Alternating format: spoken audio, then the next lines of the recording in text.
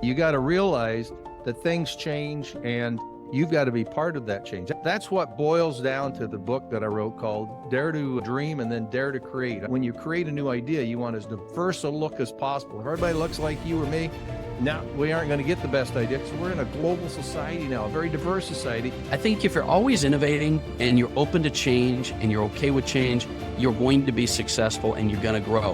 Whenever you make money, you can't really do this coming out of college. You don't want to bet the whole farm and then lose it all on your first idea. So when you start making money, I tell people, go to work for someone and then start a company at night and weekends until you get the cash flow going to start it.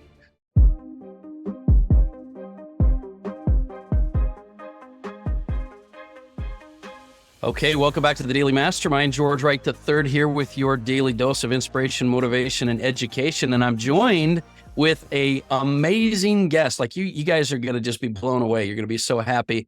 Terry Rich, welcome to the podcast. Thank you very much. You're setting the bar pretty high here, George. Oh, no, I haven't even begun, man. Oh, You okay. got to sit back for a minute. Guys, listen to me. I had a little short introduction for Terry, but I got to read you some of this guy's background. It's definitely going to inspire you, but I love how you describe Terry as creative, lucky, energetic, and fraud busting. That is just like a taste of what we're talking about here. But at the end of the day, Terry is a keynote speaker, an author, a panelist, been on the Tonight Show, given away $1 billion, cracked the largest U.S. lottery fraud ever. And this guy's run 4 completely separate, distinct businesses. He's a great speaker, great innovator. I love the idea of innovation, by the way. Terry, like there's so much stuff to unpack in the limited time we have. I almost don't even know where to start. Oh, I'll follow you. I'll follow you, George. I love it. I love it. Tell me this. How did you, because we can fast forward to the lottery here in a second. We got some ideas you guys are just not going to want to leave for a second.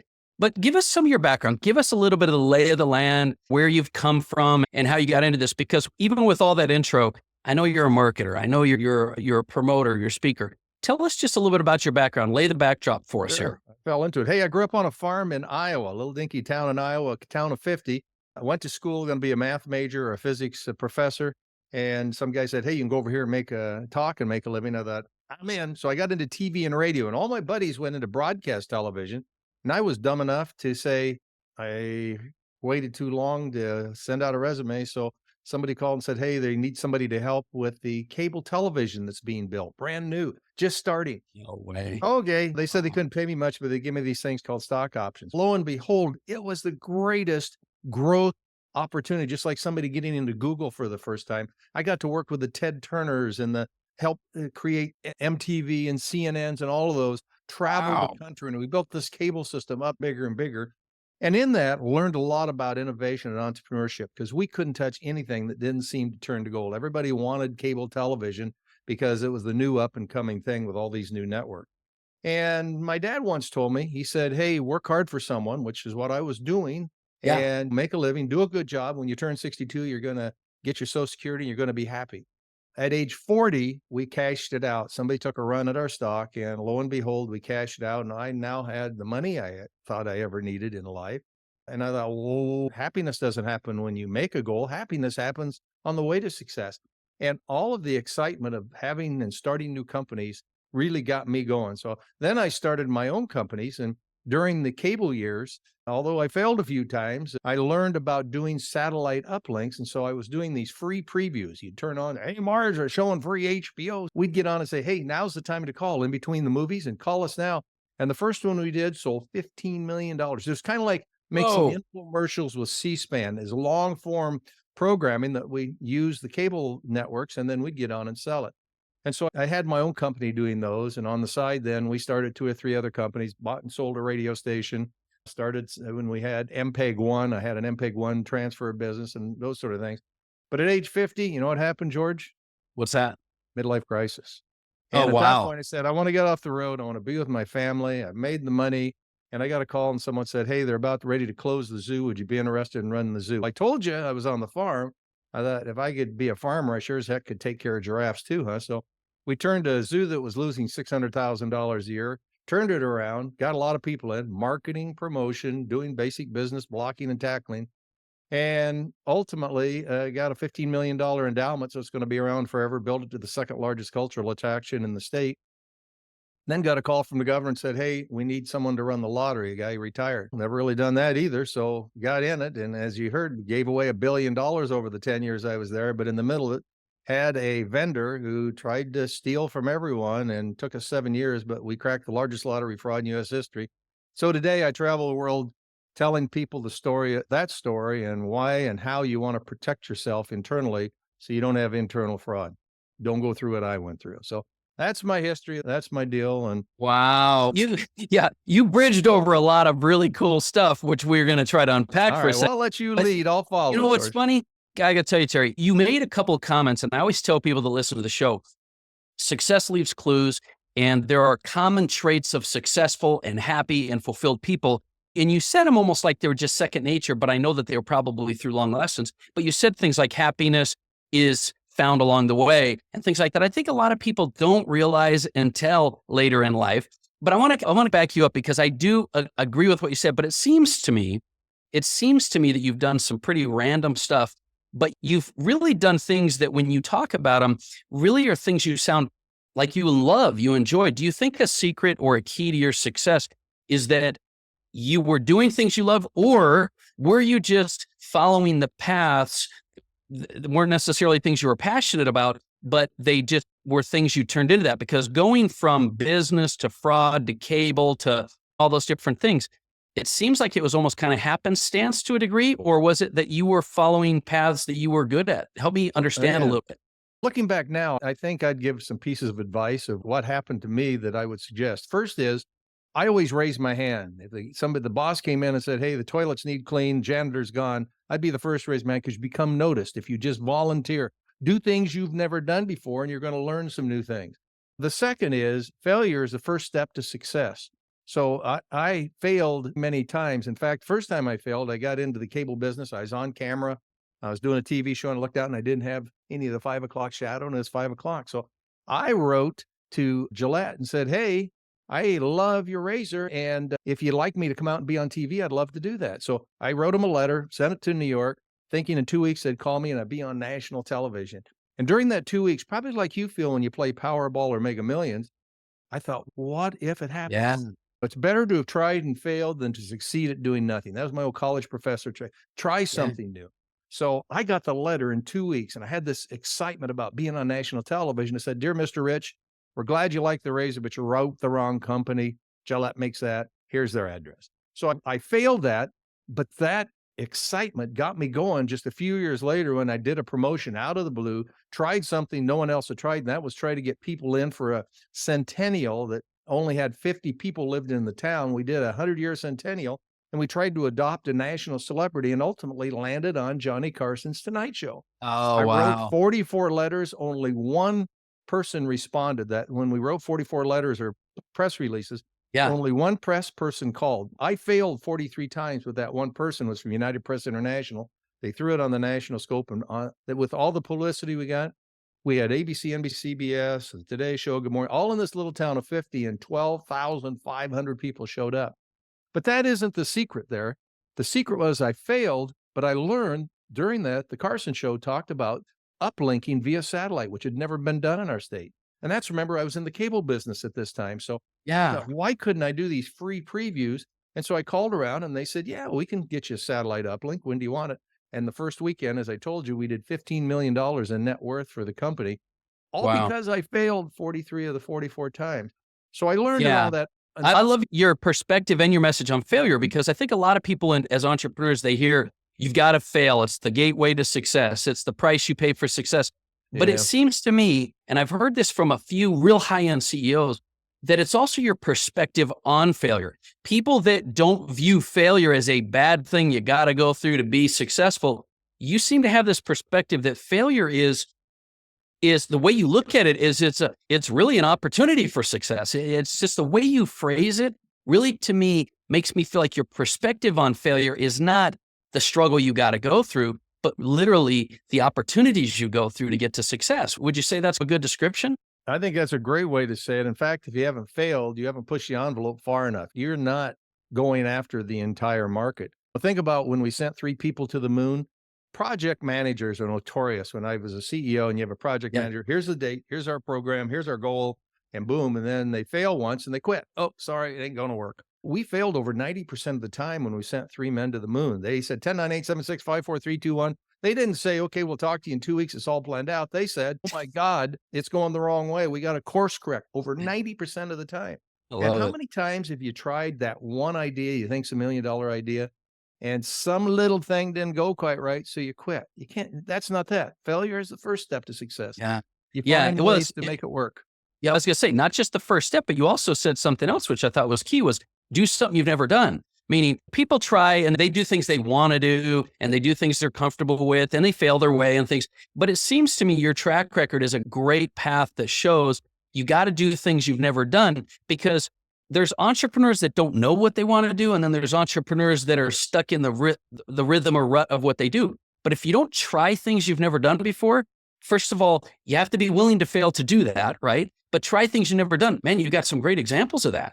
And you got to accept change. Most people, hey, it's been working. Why do we need to change? Think about taxi drivers who thought there would never be anything called Uber in the day. You got to realize that things change and you've got to be part of that change. That's what boils down to the book that I wrote called Dare to Dream and then Dare to Create. I figured out that if I separate the creative portion of coming up with 100 new ideas, and I've already tried to throw in 50, some one of those might stick. And then you separate that from act. So you get everybody together, let's get 100 ideas, and any idea is a good idea. You get rid of the no mans. The people say, no, man, that'll never work. And you write down 100 ideas and then you put them away. You don't judge them. When you come back, though, you let the lawyers and the accountants and everybody in a meeting. And again, when you create a new idea, you want as diverse a look as possible. If everybody looks like you or me, now we aren't going to get the best idea because we're in a global society now, a very diverse society. Yeah. You want to make as much money as you can, so you want to get all the ideas. And once you have those ideas, you bring in the no mans back in, and they help everybody as a team then find the top 3 ideas. And now you've got the whole team supporting it because it's there. It's not just the one idea. I love it. That one didn't work. I love that. I'm not very creative. No, but you know what? I just love the way you put things. And it's both from a frame reference of experience, but also opportunity and openness, because you have so many things going on. But being open, being willing to fail, knowing that you've got to do things that are new. So let me ask you this, because I want to dig for a second into this lottery concept, this whole idea. You've got that book, The $80 Billion Gamble, right? True crime story of the largest lottery fraud in U.S. history. Can you give us just a quick, by the way, when you tell your story, it all just sounds like this amazing coasting up and to the right chart of growth. I'm sure you had a lot of ups and downs, but absolutely, this win of identifying a lottery fraud, what was going on at that time? Tell me a little bit about that. So I take the lottery job. You come in, you get all excited. Hey, let's paint the wall green. Let's put animals on the lottery ticket. All these different things that are going on. Yeah. And all of a sudden, one day, I get a call and say, hey, something's screwy here. I was actually on a cruise ship on vacation. They said, someone just called in. We had a lottery ticket worth $16.5 million. It was it had about 18 states. It's kind of like a mini Powerball so that we could have bigger jackpots. And they said, hey, we had a winner on this jackpot and no one showed up. And so that's logical. You're accountant, you're getting your big deal. So we kept getting on, hey, look for this ticket. It could be yours. Then we started getting the cranky people who said, hey, I think the clerk stole it. Or someone called and said, my husband, I think's in the mafia because he drives a truck and I haven't seen him for 6 months. He comes in, half of that money is mine. Those kinds of things. But we got a call from a lawyer in Canada said, I have the ticket and here are the serial numbers. And no one else could tell you the serial numbers because only the person with the ticket had it. Yep. And it clicked. And so the person who had our frontline employee in the culture that we had, all of a sudden something didn't sound right because he said, I'm going to send you the ticket. You send me the $16.5 million. Ding, ding, buddy, she said. She sent it up to our security and our public relations folks, and they started asking questions. And they said, what were you wearing? Well, obviously, when you buy a lottery ticket, you're on camera in a C-store. Yeah. He said, I wore this tweed shirt.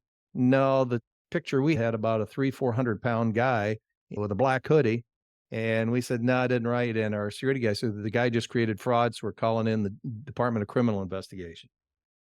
So this is a big deal. This is a lot of money. This is a lot of money. It's big. We're trying to figure it out. Make a long story short, when it's all said and done, 3 years later, we talk about the ticket itself. We had to investigate where it was bought. We figured out who had the ticket.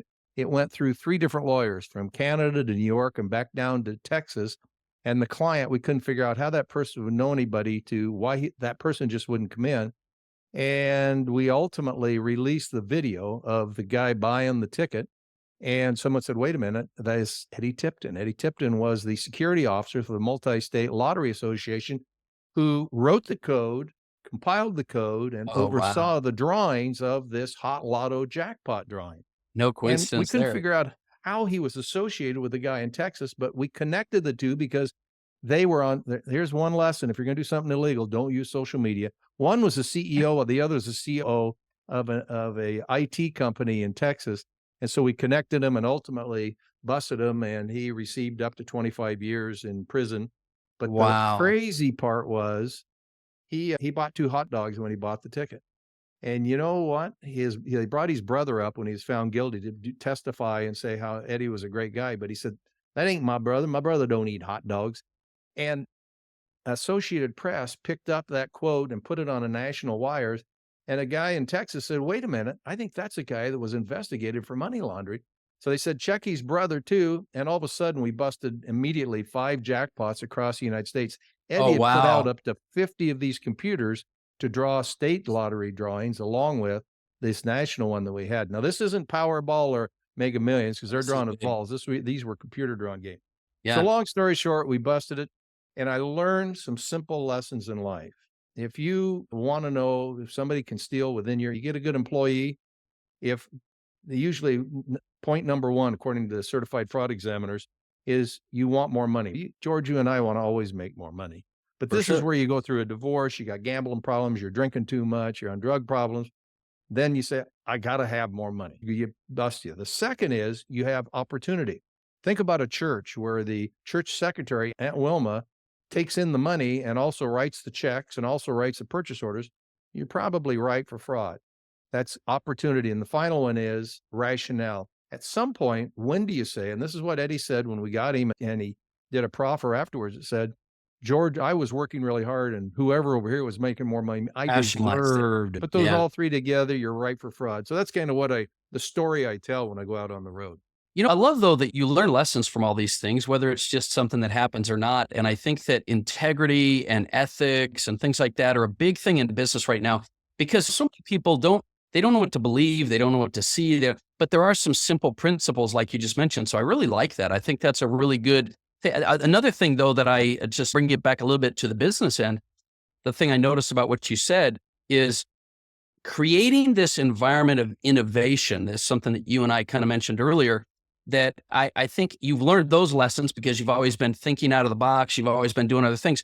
What are some ways for businesses based on lessons you've learned that they can create an environment of innovation, people doing things that they don't normally do, thinking out of the box, because that's something that I think is really important to business right now. What are some Sure. things you can speak to there? Big or small, big companies often do this, research and development, they call it. But in Yeah. a smaller company, I suggest that whenever you make money, you can't really do this coming out of college. You don't want to bet the whole farm and then lose it all on your first idea. So when you start making money, I tell people go to work for someone and then start a company at night and weekends until you get the cash flow going to start it. But once you start making good money, take a portion of that and make it you could call it gambling, man, your research and development to do the craziest ideas that you can do. And in doing that, you keep growing to always try to innovate and always change. Back to the idea of how did taxis not still be relevant today Yes. when you have Yes. Uber? But so take a piece of that money and put it to the side, I think is probably the big one. The other is creating new ideas. We came up with an idea in the lottery because it's a state organization. We all think government employees don't want to change anything, right? So first thing I go in, let's do this, let's do that. And everybody's going, oh my God, that's too much. We can't do it. And I said, no, I'm just trying to give you an idea. I didn't realize that when you're the king, if you're the king and you say, oh, poop, everybody heads for the bathroom because Right. employees want to please the boss. So Right. we came up with an idea called COT, C-O-T. And the idea is so they understand when I really want something done, when you do an email or I'm talking to you face to face, if I say action required, which I do maybe 1% to 2%, that means, yeah, it's job change and you better do it or you could get fired. The second is FYI, for your information. Yeah, I want you to read it. I want you to know it, but we Yeah. may not talk about it for a while. But the third one is I use the most. It's called COT. If I say COT, it means consider or throw away. And there are rules to that when you use this in your organization. The rules are, if I say consider or throw away in an email, you can hit delete. You don't even have to read it. I just wanted to get the idea off my chest. And I don't want you to write back and say, oh, great idea, boss. No, I just want to give you the idea. And what we found right away is the employees now lifted the pressure because they knew what I really wanted and what I was trying to get as an idea. And then they passed it on to their employees. And the beauty of that is many people have suggestion boxes, but the receptionist has a really good idea that but she's afraid to tell anybody. She doesn't want to be fired for a dumb idea. So she puts it in the suggestion box, and then it may not get read for 2 or 3 weeks. And by the time it goes around, she's in the break room saying, management never listens to this. I put something. Right. Yeah. Now she or he can send that idea, put COT, and know that it went out and got a chance to give it. And it creates a whole different innovative environment to try to get all these ideas together. And then again, put them to the side until you have the group to say, now let's act. What's our priorities? What sounds like something we should Well, I work think on? it gives permission, like you said, because what I love about that, because I've had a lot of experience with that over the years, where if you're a boss or you're running a business or you're a CEO, C-level executive, and you have an idea that you want to bounce off your team, a lot of times they're going to take that idea like it's worth $1 million and they're going to go down the road and they're going to spend all this time. And you're like, man, I didn't know you were going to do that. And all they're trying to do is impress you. But that idea of COT is that I want to give you permission to take an idea and actually be critical about it. And if it works, go with it. And if it doesn't, throw it away. Giving that permission up front, I love that because it also saves time, but it allows people to be innovative. It allows people to say, oh, okay, let's go with this. So that's actually a great concept. I love that. Now, That's George, a very you and I both know that tactical deal. I used to get out of the car and go into the lottery and look up and think, oh my God, $350 million business. I'm in charge of this. It scared the crap out of me. But then when you open the door, you have the confidence when you walk in to say, okay, here's some ideas. And because with your confidence, even though you may think yeah or no, with their experience, it's there. Especially entrepreneurs that begin a company. Entrepreneurs are often bad CEOs when it's all said and done, because we're here, we love ideas, we love to send them out, we love to get them going. But you really need to make sure you surround yourself with a good accountant, a good lawyer, a good salesperson, people who are experts in their own field. And initially, when you start a company, I tell people, do it as a non-paid board member. And then as you move on, take care of it back. But you want to get everything that you know you're not good at and let them do. Too many people try to do everything themselves, and that's where they get in trouble. No, Have we given enough ideas today? Have we given enough ideas yet today? That's huge though, because these things are so important, because at the end of the day, we tell everybody that most entrepreneurs start a business, but their greatest obstacle to growing that business is them, because the skills and traits it takes to grow a business are not the ones that will scale a business. So there are some rare ones that can be entrepreneur and step into a CEO role, but generally they need to allow a CEO or someone, or at least a team, to come in. So I like what you said as far as start as a board member, right? And so you can already know you've got that transition to make, especially if you're confident. So that's cool. I got a random question for you though.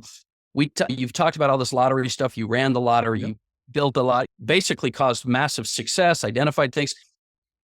How do you win the lottery? Is that a thing? Is that a question I could ask you? Is it completely random chance that people are spending all this money? Or come on, like, you got to give me an answer to that question I saw. I can now play the lottery. I'm out of the lottery 2 years, and I've been playing Powerball and Mega Millions when they get up to the $1 billion. And guess what? I've won $4 so far. The lottery is a great the reason I like the lottery, it's run by each individual state, which means that if you think something's screwy, you can go right to the lottery office. You can go right to your elected representatives and you can raise hell about it. You can't do that if you're playing poker on the internet to Belize or to Malta or some other place. True. So yeah, it is an amazing, and I think a very fair and honest game. People like to gamble. Now, if you want to win, here's the secret. The worst payout are the lotto games. They're usually about 50% of the money goes back to the players, but they're used to build big aspirational prizes. So if you like to win the big prize, if you like to get into raffles and that sort of thing, play Powerball, play Mega Millions, play a lotto game. If you like to pull the slot machine, win, play again, win, play again, you want to do scratch tickets. There's a little secret to scratch tickets too. Scratch tickets, the lower the price, the less the payout. That's usually in a 60% payout. A $20 scratch ticket or a $50 scratch ticket has better payouts. It's more like 75%. Now, here's what I do, because I like to win once in a while. I'll say, yeah, I played the lottery and I won. Feel like you won, yeah. if you have $50, divide it by 10, whatever your dollar bill is, divide it by 10 and buy 10 tickets of that denomination, the same. So if you have $50 divided by 10, that's $5 tickets. Buy on the same roll in the same deal, 10 tickets in a row. You'll probably get one or two winners. Now, you probably won't win more than what you put in, but you can say you won. But you So can if feel really like a want to winner. win the lottery, just play 10 of the same ones. You probably put in 50. You're probably going to win $20 to $30, maybe. Or you might hit a big jackpot, but That's you're more interesting. likely to win those, in my opinion only, than you would if you bought one of this and Yeah, one of the those. scratch 10 at a time. No, I love that. That's cool. Hey guys, you heard And that don't here. spend all So your money. Yeah, spend yeah, your don't, damn and money. we're not advocating lottery, but hey, listen, we all take the big gamble, right? So That's we're all, right. as business owners, that's a lot of what we have. Let me ask you Absolutely. this. You're a speaker, you're an author, and this kind of thing. In today's economy, because I know we don't have a lot of time left, but I wanted to ask you maybe a little bit more grounded. In today's economy, marketplace, things like this, do you have any, because we've been all over and we've got some really great strategies. What tips would you have for someone that's in business today? What do you think the priorities ought to be for someone that's an entrepreneur? We've talked about innovation. We've talked about ethics. We've talked about organization, things like that. What do you think? What would you recommend? You're out there, you're seeing a lot of things happen. What kind of tips do you have for our audience? Well, you look for things are on the cutting edge. You want to make the big bucks. So AI is obviously huge right now. I have no knowledge. I don't know how it works. I've used it, but it seems like getting into that at some point is probably a big one. Back to, if I'm successful in my business, how to change it, take a portion of it, that 5 or 10%, and call it research and development, and try to get somebody in that can get you into the next one, or ways to mergers and acquisitions. Big thing is, most real successful in the old days, it was all real estate is where you made the big money. And then it became technology, and now AI seems to be there. I would tell people to, find things that they enjoy doing on top of on those, and then hire experts, because you need to have young entrepreneurial folks who know all of the new technology to make it work. You don't want to say it worked last week. You've got to make it work today. Yeah, and you don't need to Innovation know is it a big all. one. You don't need to know it all because you can learn it. I do love that perspective you have on innovation. I just think no matter what you're doing in business, no matter what type of company, investing, whatever you're doing, if you could take a piece and push that towards, call it R&D, whatever I call it, like what you said, innovation. I think if you're always innovating and you're open to change and you're okay with change, you're going to be successful and you're going to grow. And I think people need to be able to get out. Most of success lies outside your comfort zone and lies outside change and things. So being innovative is a great quality for entrepreneurs. I'm a big fan of that for Yeah, sure. there's nothing worse than spending all your money to try the next new idea. Take a portion of it, test it out, and then if you, this is like gambling. You go in to gamble, you take $100, and when you lose, you quit and call it entertainment. If you take $100 and you lose and you reach in your pocket and play again, because I know I can win it back, you're Yeah. going to go home sick and say, "What the heck have I done now?" It's always a fun life and how we do this, but those are, I guess, some of the innovation thoughts I would have. Oh, that's awesome. That's awesome. Terry, it's been a total pleasure. It's been fun, but also It's very great. educational. I appreciate you. How can people catch up on you, find you? Where can they connect with you? The easiest way is terryspeaks.com. That's my website, terryspeaks.com. If somebody has an event, it has an event planners. If somebody's looking for the books, they can do that. If nothing else, get a good laugh and do that. I've got a TV show that right now is also on very local, which is the Hearst streaming service, called Oh. Soccer Slam. 20 years ago, we did a show. They did a documentary on it where we took soccer and we thought everybody was bored with it. So we made it full contact indoor soccer. We had people farting, and we threw in an extra ball here and there, and then we hired professional fighters. So it was a little WWE together. Soccer. Entertainment. So they wrote on it not just recently, and now it's there. And then we've got another documentary I think will come out on the lottery fraud, should be coming out in the next few years.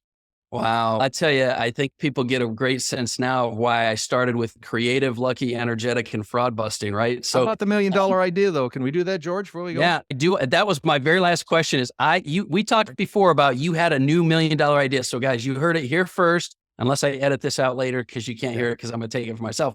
Go ahead. Let's hear this new idea you have.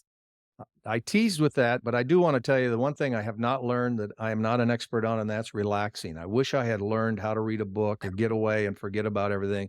Damon John with Shark Tank, I did a deal with him a few weeks ago, and he has a list. And I said, "What's your list for? New ideas?" And he said, "No." He said, "I write down 4 or 5 things I want to do for myself tomorrow. I've made all the money I want. I just want to to have tomorrow that I'm going to wake up and do something. It puts me in the right frame of mind to do the other $1 million ideas. So those are two Love that. relaxing ways to make sure you're happy personally. Here's the $1 million idea. So we had Mega Millions, we added it to Powerball. So we cross-sold those two together in all the states. They said, what are some good things? Let's come up with ideas. Remember how we're brainstorming? What's the ideas for doing Mega Millions, promoting it? And so I'm driving, I look up and there's you know how you get the moon with just a little fingerprint, crescent moon? Yeah, yeah. Oh my God, what if we could get a spotlight or a laser and we could put the jackpot amount on the dark side of the moon so people look up? We could own the moon. This is like the billboard no one has bought yet. So I started calling around to astrophysicists. I got hung up a few times. Again, you get the no man. See, yeah. Then I got somebody said, well, you're going to have problems because you got to get through the atmosphere. It breaks up if you use a laser or a spotlight. So my answer today is I need someone who knows Elon Musk, because we could put the laser or the spotlight on the satellite. Then we could get that focused signal up to the moon. We could own the moon as a billboard. Honestly, maybe even 10 years ago, I would be like, man, you are up in the night. But I'm telling you right now, anything is possible. People are building their own rockets. People are good. That's actually a killer idea, because I'll tell you, that's probably the only real estate untapped right now in the market. It's You like, got it. something big. Wow. Terry, there's no question you think big. There's no question you don't think small. So I love it, man. Talk about innovation. Owning the moon for a billboard. That's a great idea. Hey, count me in on that one. Let's come up with some ideas and work on that baby together. Okay. I love it. Hey, listen, guys, thank you for joining us today. Like I always say, make sure you like and subscribe, but share this show. Share this so that people can really get the ideas and be part of our mastermind. This is the whole point of what we're doing here. So thank you for joining us. Make sure that you tune in tomorrow. And once again, Terry, thank you so much for being part of our show today. And you can call me a son of a rich. There we go. Okay, guys, have an amazing day. George Wright III. This has been the Daily Mastermind.